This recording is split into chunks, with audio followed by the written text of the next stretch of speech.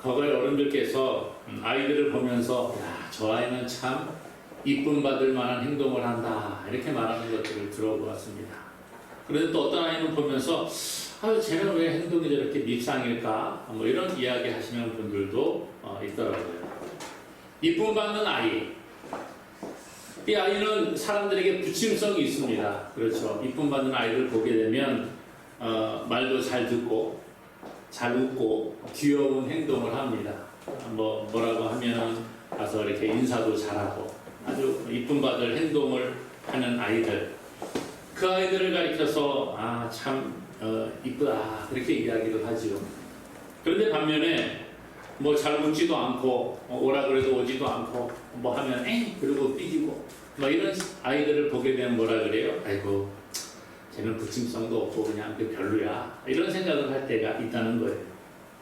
우리가 사람들을 바라보면서 이 사람은 참 성격이 좋다, 저 사람은 별로다 이렇게 판단을 하지 않습니까?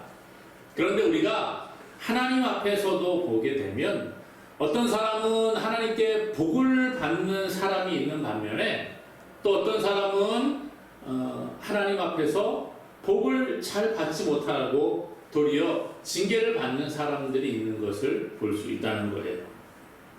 하나님의 마음에 합하게 행동을 하고 하나님께서 세우신 법칙 안에서 잘 나아가는 사람들은 복을 받습니다.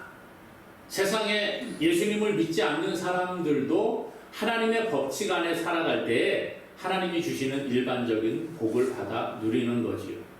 하지만 우리가 하나님의 뜻을 어기고 하나님의 마음에 맞지 않는 행동을 하게 되면 때로는 하나님의 징계가 우리 가운데 있을 수 있다는 것입니다.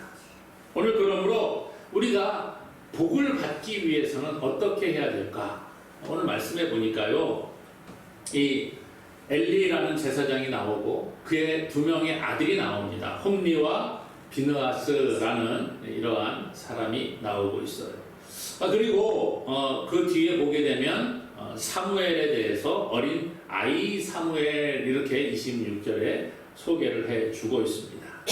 그러면서 오늘 엘리의 아들들과 이 어린 사무엘이 대조되면서 오늘 우리에게 나타나는 것을 볼 수가 있지요. 엘리의 아들들, 이들은 제사장들이었습니다.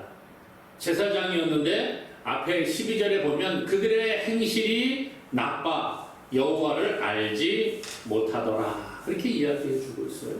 행실이 나빠서 여호와를 알지 못했다. 여러분, 제사장인데요, 이스라엘 제사장이 여호와를 알지 못했다. 무슨 뜻일까요? 여호와 하나님을 몰랐다 이런 얘기가 아니죠. 여기서 알지 못했다 이것은 뭐예요? 하나님의 뜻을 제대로 깨달아 나아가지 못했다는 거예요. 오늘 우리가 교회를 다니게 되면 예수님에 대해서 듣고 하나님에 대해서 듣잖아요. 그런데 교회 다니는 사람, 그것도 오늘 여기에 보니까 제사장 그랬어요. 지금으로 말하면 목사가 여호와를 알지 못했다 이렇게 말하면 참 무슨 얘기야, 말도 안 되는 소리야 그렇게 생각을 하겠죠. 그런데 오늘 이 엘리의 아들들을 향하여 여호와를 알지 못했다. 또 13절에는 보니까 그들의 행실이 나빴다 그렇게 이야기를 해요. 얼마나 나쁜 행동을 했느냐, 여호와의 제사를 멸시합니다. 그래서 얼마나 여호와의 제사를 멸시했으면 자기들 마음대로 그 하나님의 규정과 맞지 않는 삶을 살아가는 것을 봅니다. 성경에 보게 되면 이 제사 제도가 나와요. 하나님께 제사 드리는 제도가 나오는데 제사는 크게 5가지가 나오고 있습니다. 번제, 소제, 화목제, 속제제, 속건제 이렇게 5가지 제사가 있는데 그 중에서 짐승을 드리는 제사가 4가지예요. 4가지 제사 가운데 처음에 나오는 번제는 모든 재물을 다 온전히 하나님께 태워 드리는 제사입니다. 그리고 소제는 곡식으로 드리는 거고요. 화목제, 속제제, 속건제 이 3가지 제사가 하나님께 제사를 드릴 때에 짐승을 잡아서 일부는 하나님께 드리고 나머지 일부는 제사장의 몫으로 또 그렇게 줄도록 되어져 있습니다. 특별히 화목제 같은 경우에는 제사를 지내고 남은 모든 짐승의 부위들은 사람들과 함께 나누어 먹도록 되어 있었다는 거예요.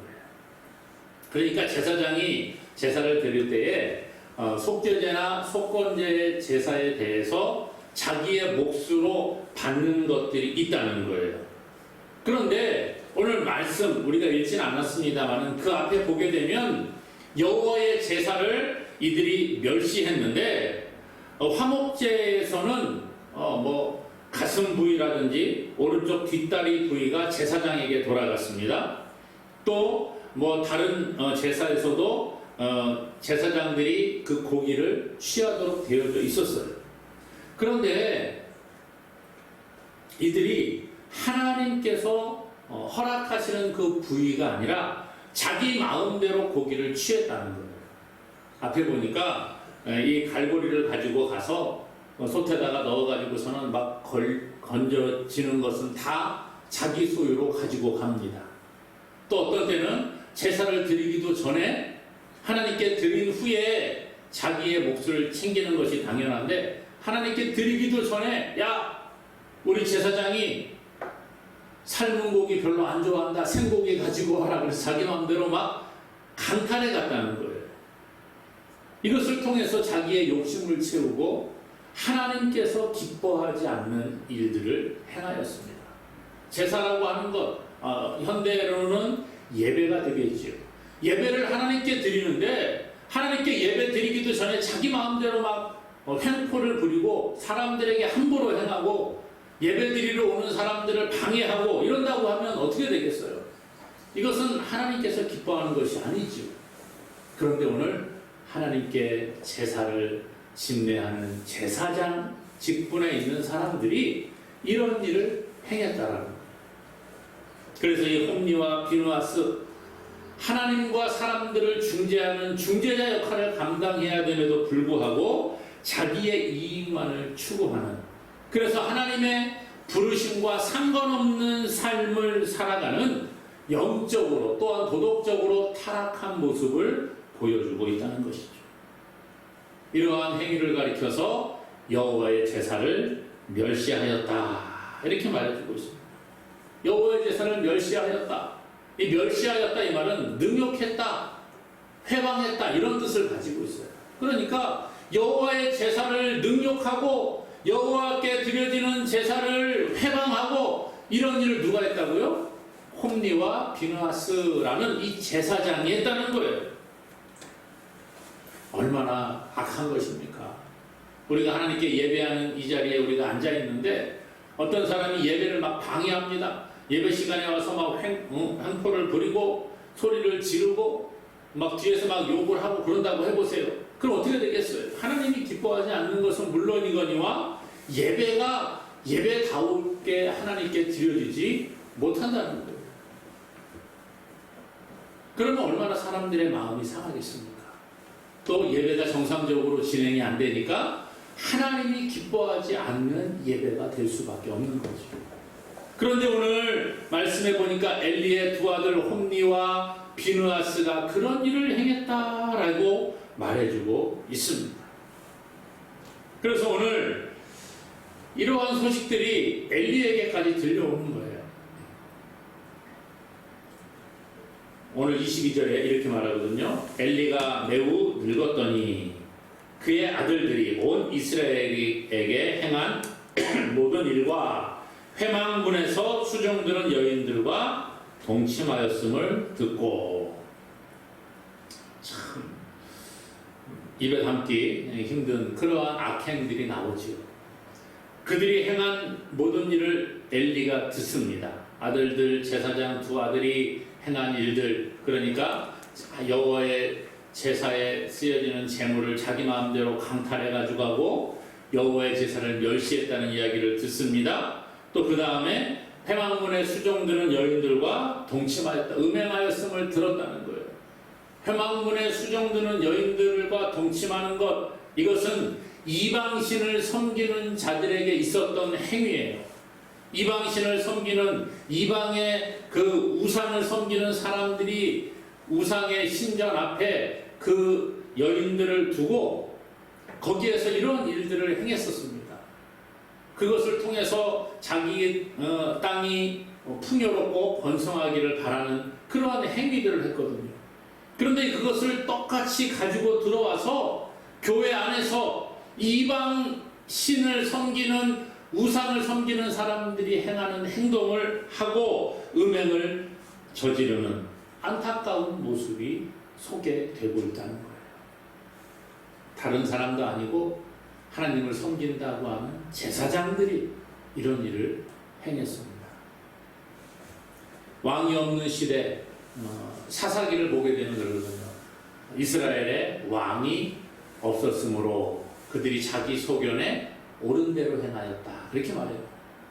이스라엘의 왕이 하나님이신데 하나님을 자기 마음의 왕으로 두기 싫어해서 자기 마음대로 행했다는 거예요. 그런데 오늘 이 엘리의 두 아들 홈니와 비느하스가 자기 마음대로 하나님의 뜻과 상관없는 삶을 살아가는 모습을 보여주고 있다는 것이죠.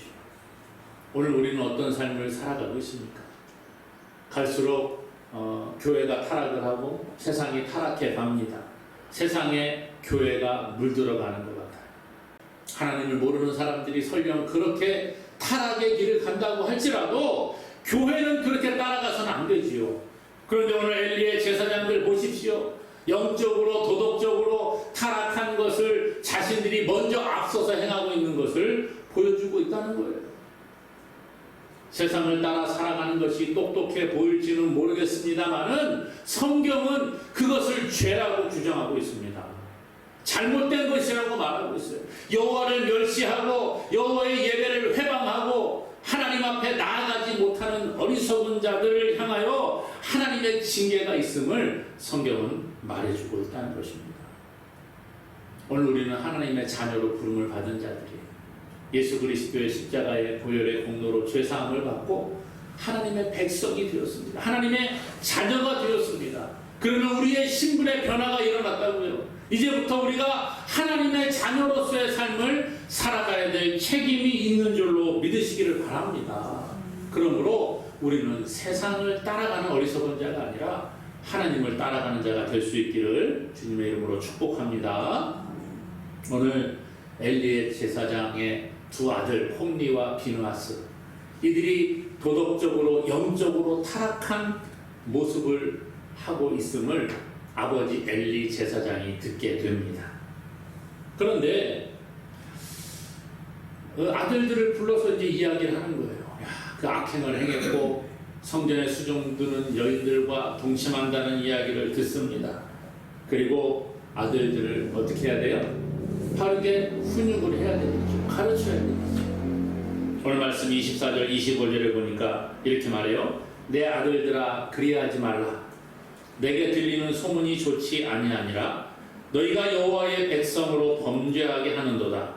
사람이 사람에게 범죄하면 하나님이 심판하시려니와 만일 사람이 여호와께 범죄하면 누가 그를 위하여 간구하겠느냐. 이렇게 아들들을 불러놓고 책망을 합니다. 그런데 그 뒤에 보니까 아들들이 어떻게 해요? 그들이 자기 아버지의 말을 듣지 아니하였으니 이는 여호와께서 그들을 죽이기로 뜻하셨습니다. 아버지의 말을 들었어요? 안 들었어요? 안 들었습니다. 불러놓고 야 니들 그러면 안 돼. 내가 들어보니까 별로 안 좋은 소식들이 들려오는데 그렇게 하면 옳은 것이 아니야. 이렇게 잘 타일렀습니다. 그런데 아들들이 그 말을 듣지 않았다 그랬어요. 여러분 타일렀는데 듣지 않습니다. 그럼 어떻게 해야 돼요? 다른 사람도 아니고 제사장이 하나님께 제사하는 것을 회방하고 하나님께서 금하시는 음행을 행하는 것을 듣고 훈계를 했는데 아들들이 안 들었어요. 그럼 어떻게 해야 돼요? 더 따끔하게 꾸짖어야 되는 게 맞지 않습니까? 때려야 되죠. 그렇죠? 네, 안 되면 때려서라도 말을 듣게 해야 돼요. 그게 맞잖아요. 그런데 어떻게 해요? 그 후로 어떻게 했다는 이야기가 없습니다. 왜 그래요? 더 엄하게 꾸짖지 않은 이유가 뭘까요? 내 아들이 소중하니까. 하나님보다 내 아들이 소중한 거예요. 야, 너희들 그러면 안 돼. 그랬는데 말 안 듣습니다. 그러니까 내버려 두는 거예요. 오늘 29절 뒤에 우리가 읽지 않았습니다만 29절에 보니까 이렇게 말해요. 너희는 어찌하여 내가 내 처소에서 명령한 내 재물과 예물을 밟으며 내 아들들을 나보다 더 중히 여겨. 내 아들들을 나보다 하나님보다 더 중히 여겨 내 백성 이스라엘이 드리는 가장 좋은 것으로 너희들을 살찌게 하느냐. 하나님보다 누구를 더 귀하게 여겼어요? 아들들 더 귀하게 여겼다는 거예요. 그러니까 한번 훈계했는데 말 안 들으니까 아유 그냥 내버려둬야지. 그러고 말았다는 거예요. 내 자녀가 귀하니까 혼내야 되는데 혼내지 않습니다. 한 번 하고 말 안 들으면 아이고 그래 아이고 그래도 귀여운 내 새끼인데 내버려 두는 거예요. 그러면 어떻게 되겠어요? 아이들 어렸을 때 잘못했는데 한번 야 그러면 안 된대. 그러면 안 되는 거야. 그런데 에이 싫어. 그러면 그때부터 아이고 그래 네 마음대로 해라 내버려 두면 어떻게 되겠어요? 속담에 바늘도둑이 소도둑 된다는 말이 있지 않습니까? 크면서 점점 버르장머리가 나빠집니다. 나중에는 부모 말 누구 말도 듣지 않습니다. 자기 마음대로 살아가는 거예요. 그게 사람의 본성입니다. 그런데 오늘 이 엘리는 자기의 두 아들 홈니와 비느하스를 하나님보다 더 중히 여겨서 한번 이야기했는데 말 안 들으니까 내버려 두는 거예요. 왜? 귀하니까. 내 자식이 귀하니까. 여러분 엘리가 신앙이 없어 그렇습니까? 아니요. 엘리는요 제사장으로서 또 이스라엘의 사사로서 40년이나 이스라엘을 다스렸습니다. 그러니까 나름대로 경건한 모습이 있었던 것 같아요. 사무엘상 앞에도 보게 되면 엘리가 성전을 지키고 있었고 축복을 하고 사람들이 그에게 오고 이런 것들을 보여주고 있습니다. 그러니까 엘리는 나름대로 영적인 삶을 좀 살았다라고 볼 수도 있어요. 그런데 성경에 엘리가 나이가 많고 둔해졌다 이런 표현들을 써요. 나이가 많으면서 점점 영적으로 둔감해지고 하나님의 음성을 듣지 못하고 이런 일들이 생기게 됩니다. 그러면서 아들들을 하나님보다 더 귀하게 여겨서 아들들이 잘못된 길로 가는데 내버려 두는 어리석음을 보여주고 있습니다.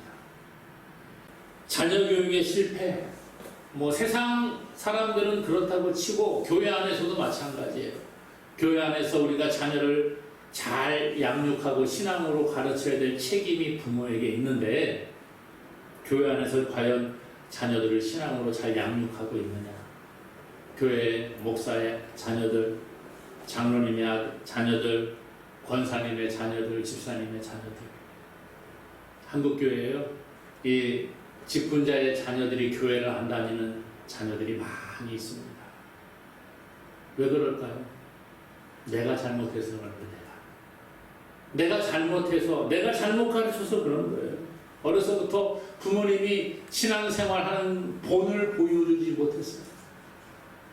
입시 전쟁이다. 그러다 보니까 경쟁사회에 살아남기 위해서 아이들 교회보다 학원 보내는데 더 열심을 냅니다. 밖에 나가서 친구하고 잘 지내야 되는데 그렇지 못하고 너 한 대 맞으면 2대 때려. 그렇게 가르칩니다. 그게 우리의 모습 아니겠어요? 교회 안 나온다고 해서 오늘은 바빠서 못 가요. 그래. 너 오늘 쉬어야지. 피곤해서 안 가겠어. 그래. 일주일 내내 학원 다니느라고 학교 다니느라고 공부하느라고 고생했는데 오늘은 쉬어라. 이러다 보니까 자녀의 신앙 교육이 안 되는 거예요. 그게 우리의 책임이라는 거죠. 오늘 우리가 자녀들을 가르친다는 것, 말씀 안에서 자녀를 양육한다는 게 쉽지가 않습니다. 그럼에도 불구하고 우리에게 그 책임이 있어요. 신명기 6장 4절 이하에 보게 되면 하나님께서 너는 마음을 다하고 뜻을 다하고 힘을 다하여 하나님을 사랑하라 그렇게 말해요. 그리고 내가 너희에게 명령한 것을 너의 마음에 새겨라 그렇게 말합니다. 그러면서 신명기 6장 7절에 말하기를 내 자녀에게 부지런히 가르치며 하나님의 말씀을 자녀들에게 부지런히 가르치고 집에 앉아있을 때든지 길을 갈 때든지 누워있을 때든지 일어날 때든지 이 말씀을 강론하라 그렇게 말해요. 자녀들에게 어려서부터 말씀을 잘 가르치고 말씀대로 살아가는 방법들을 가르치라 그렇게 이야기합니다. 부모가 할 일은 자녀에게 말씀으로 자녀를 잘 양육해야 될 책임이 있다는 거예요. 이런 얘기하면 어떤 분은 그러더라고요. 아유, 하나님께 기도하면 하나님이 우리 아이들 책임져 주세요. 맞죠? 그렇죠? 하나님께 기도하면 하나님이 책임져 주시고 잘 양육해 주시는 줄로 믿습니다. 그런데 성경에 보면요, 하나님께서 하시는 일이 있고 우리가 해야 될 일이 있다는 거예요. 농사 짓는 사람이 씨를 심어 놓으면 그 씨가 싹이 나서 자라게 하시는 분이 누구예요? 하나님이세요. 우리는 그 씨가 싹이 틀지 아니면은 싹이 안 틀지 우리는 몰라요. 하나님이 하시는 거예요. 그런데 사람이 할 일이 있죠. 뭘 해야 돼요? 물 주고 비료도 주고 잡초도 뽑아내고 그래야지 더 잘 자라는 거예요. 열매가 많이 맺을 수 있는 환경을 우리가 만들어줘야 되는 것은 우리가 할 일이에요. 자라고 열매 맺게 하시는 분은 하나님이시지만 그 환경을 만들고 잡초를 뽑는 거 하나님이 잡초 뽑아주시지 않습니다. 잡초는 우리가 뽑아야 돼요. 물 주는 거 하나님이 하늘에서 자연적으로 비를 내려주시지만 때로는 우리가 물을 줘야 될 때도 있다는 거예요. 우리가 할 일이 있습니다. 자녀 교육도 마찬가지예요. 하나님께서 책임져 주시는 줄로 믿습니다. 하지만 내가 해야 될 일이 있어요. 자녀를 말씀으로 잘 가르치고 신앙의 본을 보여주는 것, 이것이 부모가 해야 될 일이라는 거예요. 잠언 22장 6절에 마땅히 행할 길을 아이에게 가르치라. 그리하면 늙어서도 그것을 떠나지 아니하리라. 아이에게 마땅히 행할 길을 가르쳐야 돼요. 그래서 어려서부터 신앙 교육을 하는 것이 필요합니다. 늙어서도 그것을 떠나지 않는다잖아요. 사랑하는 여러분, 자녀는 하나님께서 우리에게 맡겨주신 소중한 선물이에요. 내 소유가 아닙니다. 하나님께서 맡겨주신 거예요. 재물도 하나님이 우리에게 맡겨주신 것이고 자녀도 하나님께서 나에게 맡겨주신 거예요. 언제까지? 독립할 때까지 잠시 맡겨준 거예요. 그렇기 때문에 하나님의 뜻대로 잘 양육해야 될 책임이 있습니다. 자기가 독립할 때가 되면, 결혼을 하게 되면 성경에 뭐라 그래요? 그 부모를 떠나! 자녀가 부모를 떠나는 거예요. 그리고 둘이 한 몸을 이루어 부부를 만들고 가정이 되는 거예요. 이게 하나님의 법칙입니다. 그때까지, 독립하기 전까지 나에게 하나님이 맡겨주셨기 때문에 하나님의 뜻에 합당하게 자녀를 잘 말씀으로 양육해야 될 책임이 우리에게 있는 줄로 믿습니다. 그래서 자녀를 가르치는데 때로는 혼을 내기도 해야 되지만 마음에 상처가 남게 해서는 안 되는 거예요. 아버지, 어머니에게 악한 감정이 생겨서 내가 부모님 내가 조금만 커봐라, 다시는 얼굴도 안 보겠다, 이렇게 악한 감정이 들게 해서는 안 돼요.